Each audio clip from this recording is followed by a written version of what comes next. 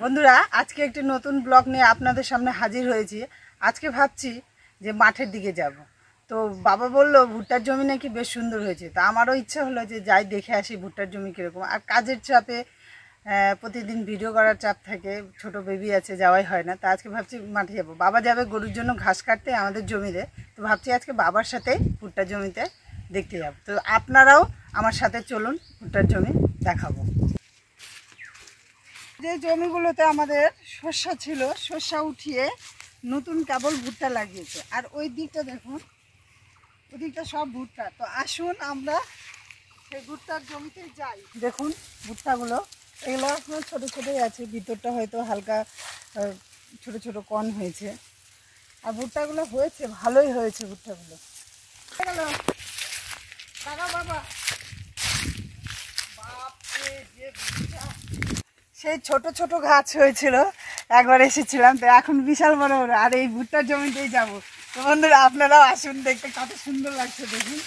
কিন্তু একটা ভয়ের বিষয়, এর মধ্যে অনেক শিয়ালও আছে, খুব ভয় বেড়ে গেছে। এতটা ভুট্টো ভিতর দিয়ে এসে ফাইনালি আমাদের জমিতে পৌঁছালাম। তো আমাদের জমির ভুট্টাগুলো তো বেশ সুন্দর হয়েছে একদম। বাহ, খুব ভালো হয়েছে। অল্প দিনেই আমাদের ভুট্টা মানুষের দিকে খারাপ হয় নাই, ভালোই হয়েছে। এবার সর্ষা না লাগিয়ে এবার ভুট্টা লাগিয়েছে, কারণ সর্ষা এর আগের বছর সেরকম দাম পায়নি। তা সবাই ভুট্টা লাগাচ্ছিল অল্প স্বল্প। তো বাবাও বললো যে এবারকার কিছুটা ভুট্টা লাগিয়ে দিই, কারণ সর্ষাতে সেরকম দাম হচ্ছে না। তো এবার লাগিয়েছে হাফ সর্ষা আর হাফ ভুট্টা। এই যে ভুট্টার এই কান্দিগুলা কেবল বাহির হয়েছে, এগুলো অনেক বড় হবে, তাই আর কি বলছি। আর বাবা একটা গাছে কটা ভুট্টা বেরায়? কোনোটায় দুইটা, কোনোটায় তিনটা। তিনটাও বেরায় না? হ্যাঁ, এই যে তিনটা বেরিয়েছে, দেখো তিনটা বেরিয়েছে এখানটায়। সবাই এই যে হ্যাঁ, অনেকগুলো বেরিয়েছে, সবগুলোতেই তো তিনটা করে বেরিয়েছে আমাদের, কারো জমিতে কিন্তু নেই। না না না, কারো জমিতে নেই, অনেকটা। এই যে দেখো বেশ সুন্দর হয়েছে। আমাদের স্যালোর খাট, বর্ষার সময় জল উঠে, এখন তো জল সেরকম ভাবে উঠে না, কারণ এখন তো রৌদ্র খুব। আরো ঘুরে দেখায়। যেহেতু ভুট্টার জমিতে আসলাম বন্ধুরা, তো ভাবছি বাবা তো ঘাস কাটতে চলে গেল, তাই ভাবছি যে আজকে কয়েকটা ভুট্টা নিয়ে যাবো। তো ভুট্টা নিয়ে গিয়ে কী করছি ভিডিওটা দেখুন, তবেই বুঝতে পারবেন। দেখুন বন্ধুরা, এখানে আবার একটা, দুটো, তিনটে, চারটা, একটা গাছে চারটা বেরিয়েছে।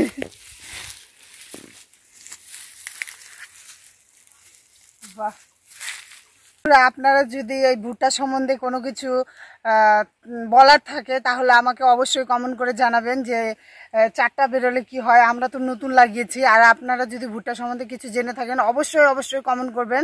আর আমাদের ভিডিওগুলো যদি ভালো লাগে অবশ্যই সাবস্ক্রাইব, লাইক এবং শেয়ার করবেন। আর সবসময় পাশে থাকবেন। দুটো ভুট্টা আমি ছিঁড়ে নিলাম, এখন বাড়ির দিকে যাব। বাড়িতে চলে আসলাম ভুট্টা নিয়ে। এখন ভাবছি ভুট্টাটাকে উড়াবো। তার জন্য আমার লাগবে লেবু। গাছ থেকে লেবু নিয়ে নিব। গাছে আবার নতুন করে লেবু বেরোচ্ছে, সেরকম লেবু দেখতে পাচ্ছি না। দেখতে পাচ্ছি এই একটাই তুলে নিলাম। ভুট্টাটা মাঠ থেকে নিয়ে আসলাম, এখন ছুটিয়ে নিব।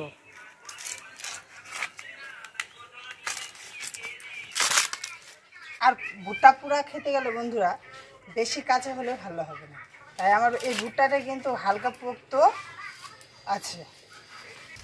আর এইটা আমি রেখে দিব। আর এই যে এই লোমগুলো ভুট্টার, এগুলো ফেলে দিচ্ছি। স্ট্যান্ড বসিয়ে দিলাম, এই ভুট্টাগুলো দিয়ে দেবো। আর এইভাবে করে চারিদিকে উল্টে উল্টে পুড়িয়ে নেব।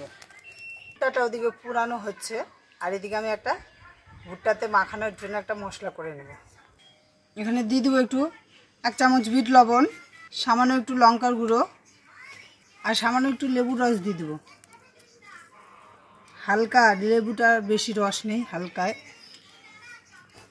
চামচ দিয়ে মিশিয়ে নেব।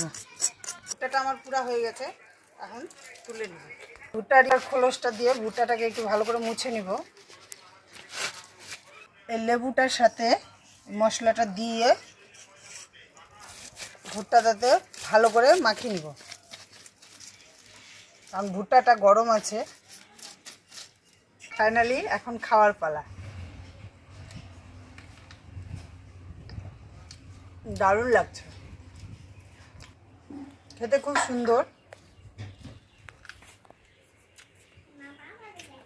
বেশি শক্তও না। আপনারা ওইভাবে পুড়িয়ে খান ভুট্টা, দেখবেন খুব সুন্দর লাগবে খেতে। এগুলো দেখুন, আমি ততক্ষণ খেতে থাকি।